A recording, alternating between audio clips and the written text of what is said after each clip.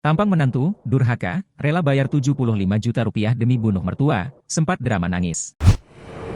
Inilah sosok Novi Damayanti, menantu di Kendari, Sulawesi Tenggara yang tega sewa eksekutor untuk bunuh ibu mertuanya.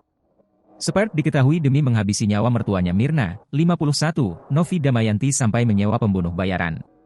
Tak main-main, Novi Damayanti bahkan menjanjikan bayaran 75 juta rupiah untuk sang eksekutor.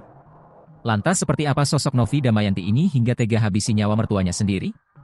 Novi Damayanti diketahui lahir di Jakarta pada tanggal 7 November 1999, yang berarti saat ini usianya sudah mencapai 24 tahun. Dia tinggal di salah satu perumahan BTN di Jalan Kijang, Rahando Una, Kecamatan Po Asia, Kota Kendari. ND bekerja sebagai karyawan di Stasiun Pengisian Bahan Bakar Nelayan, SPBN, yang berlokasi di Lapulu, Kecamatan Abeli, Kota Kendari. Melalui akun Facebooknya, terungkap bahwa ND pernah mengikuti kuliah di salah satu fakultas di Universitas Halu Oleo, UHAO, Kendari, antara tahun 2017 hingga 2020.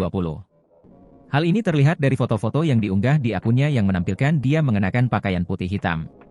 Selain itu, ND juga pernah bersekolah di salah satu SMP dan SMK negeri di Kota Kendari. Novi Damayanti alias ND menguak dendam dan rasa sakit hatinya kepada sang mertua Mirna.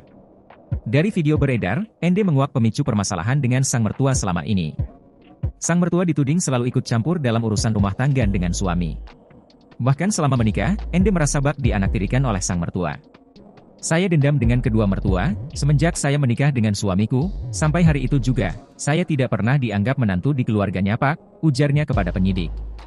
Adapun ND menyebut dirinya dituduh tidak pernah kasih uang keluarga suami.